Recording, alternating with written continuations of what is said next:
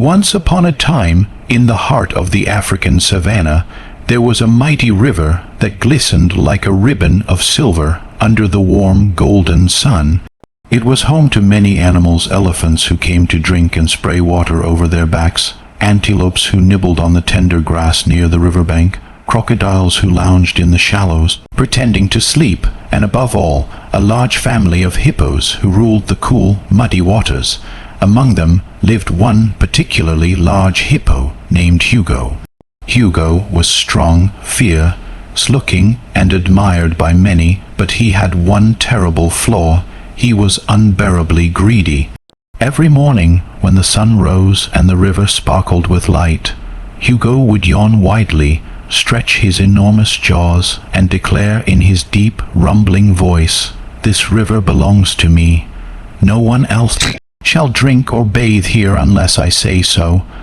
The other animals would roll their eyes or whisper quietly to one another, for they all knew that the river did not belong to Hugo alone. But none dared to argue, for Hugo was big, quick-tempered, and known to chase away anyone who disobeyed him. In truth, the river was wide enough and long enough to provide for everyone. There was plenty of water, plenty of space, and plenty of shade under the tall trees that grew beside it. But Hugo's greed blinded him. Whenever he saw another animal approach the river, he would lumber out of the water, open his huge mouth, and bellow, "Go away. This is my place. Find your own water somewhere else." The elephants, being wise, tried to reason with him. One day, an old elephant named Nana approached Hugo as he floated lazily in the middle of the river. "Hugo," she said gently, "the river is for all creatures. It is not right for you to claim it all for yourself." But Hugo only snorted, sending ripples through the water. "I am the biggest, I am the strongest, I deserve it all," he growled. Nana shook her head sadly. "Strength without kindness is emptiness, my friend," she said. But Hugo only turned away, ignoring her words. As the days passed, the dry season came. The grass turned brown, the wind grew hot, and small ponds all around the savanna dried up one by one. The animals began to depend more and more on the great river for survival. Each morning, long lines of animals came down to the water to drink.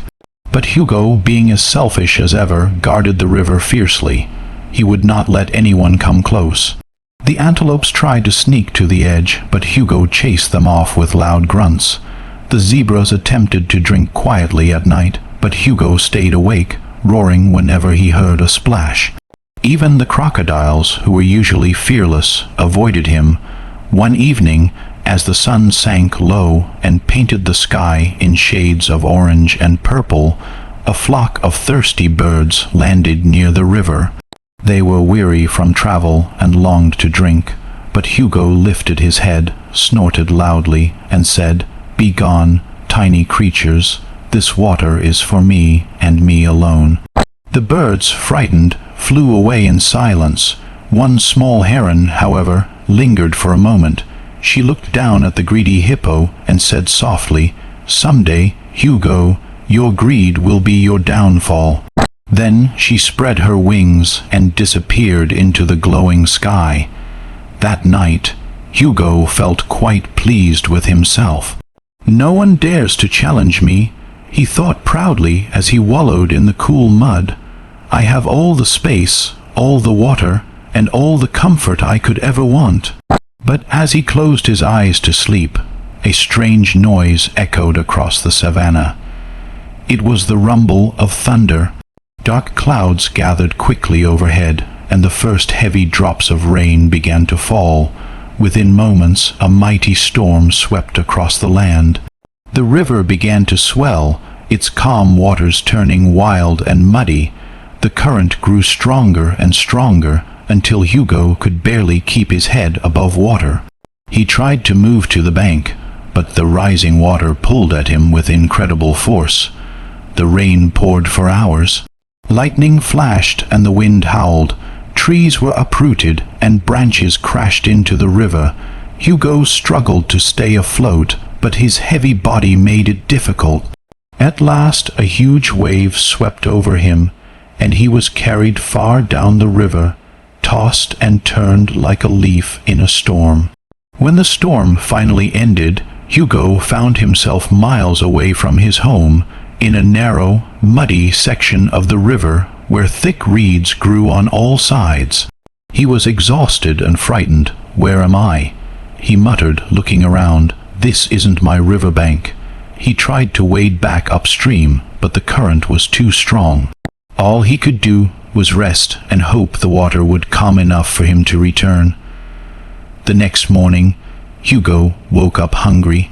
The grass nearby was dry and tasteless, and the riverbed was filled with sticky mud. He was miserable. For the first time, he wished he could see another creature, perhaps an elephant, a zebra, or even a little bird. But there was no one around. He was completely alone. Days passed, and Hugo grew weaker. He realized that the part of the river he now lived in was small and shallow. The water was becoming muddy and warm, and fish no longer swam there. Without the flow from upstream, the little pool began to shrink under the hot sun. Hugo was trapped in a puddle of his own misery. Meanwhile, back near the main river, the other animals rejoiced. The water had spread across the plain, creating new streams and pools where everyone could drink freely. For the first time in months, there was peace. The elephants bathed joyfully, the zebras splashed in the shallows, and even the crocodiles seemed content. Without the greedy hippo to scare them, the animals shared the river in harmony. But Hugo, far away in his shrinking pool, was learning a painful lesson. One evening, as he lay in the mud, panting from the heat, he noticed a small tortoise crawling toward him. The tortoise, seeing his misery, asked gently, "What troubles you, big one?" "I am hungry, thirsty, and lost," Hugo groaned. "This little pool is drying up, and I have no one to help me." The tortoise tilted his head. "Perhaps now you understand how it feels to be without water," he said softly. "You once denied others the right to drink. Now the river denies you." Hugo lowered his head in shame. "I was foolish," he admitted. "I thought I could keep everything for myself. I see now how wrong I was." The tortoise nodded. "Greed blinds even the strongest creatures," he said, "but it is not too late to change. The river flows again beyond those reeds. If you follow its sound, you may find your way back." Hugo listened carefully and indeed heard the faint murmur of flowing water in the distance. With great effort, he pushed his heavy body through the reeds, following the sound. It took him a full day and night to reach the main river again, and by the time he arrived, he was thin, dirty, and weak. When he emerged from the reeds, the other animals gasped. "It's Hugo," whispered a young zebra. "He looks so different." The elephants gathered around, watching cautiously. Nana, the wise old elephant, stepped forward. "What brings you back here, Hugo?" she asked. "I have come to apologize," Hugo said, his voice trembling. "I have learned what it means to be without water, without friends, and without kindness. I was greedy and cruel. Please forgive me." There was silence for a moment. Then Nana spoke gently. "The river teaches those who listen. If you have truly learned, Hugo, then you are welcome to share it again, with everyone." Hugo's eyes filled with tears. "Thank you," he whispered. From that day forward, Hugo was no longer the greedy hippo he once was. He shared the river gladly, making sure every creature had a place to drink and cool off. When the young ones came to play, he would open his wide mouth in a great smile and let them climb on his back. The birds rested on his head without fear, and the crocodiles basked nearby in peace. He often remembered the time he had spent alone in that muddy little pool, and how miserable it had been. Whenever he felt tempted to take more than his share, he would close his eyes and recall the heat, the thirst, and the silence of loneliness. That memory kept him humble. Seasons passed, and the savannah flourished once again. Green grass spread across the plains, flowers bloomed by the riverbanks, and the air was filled with the songs of happy birds. The animals lived in harmony, and Hugo became known not as the greedy hippo, but as the gentle giant of the river. One day, the little heron who had once warned him returned.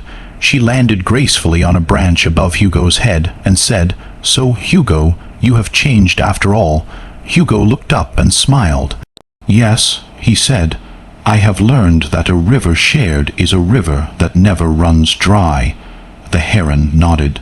"And that kindness, like water, flows best when it is given freely." They both gazed across the shining water as the sun set behind the distant hills. The river glimmered like gold, and a gentle breeze rippled through the reeds. For the first time in his life, Hugo felt true peace, not from owning the river, but from being part of it. That night, as the stars sparkled above the savannah and the cool water lapped softly against the shore, Hugo drifted to sleep surrounded by friends. He dreamed not of owning everything, but of giving back to those who had once feared him. His heart, once heavy with greed, was now light with gratitude. And so the great river continued to flow, its waters reflecting the moon, its banks alive with laughter and song. It became a symbol of unity for all who lived nearby, and the story of Hugo the hippo was told again and again to remind everyone that greed brings loneliness, but sharing brings joy. Even generations later, when new herds came to drink and new flocks rested in the trees, the elders would tell the young ones, "Do you see the big hippo resting there? Long ago, his ancestors learned a lesson that we all must remember. The river belongs to everyone." And sometimes, when the moonlight shimmered across the water, the animals could almost hear the faint voice of old Hugo saying, "Kindness flows forever, but greed dries up the heart."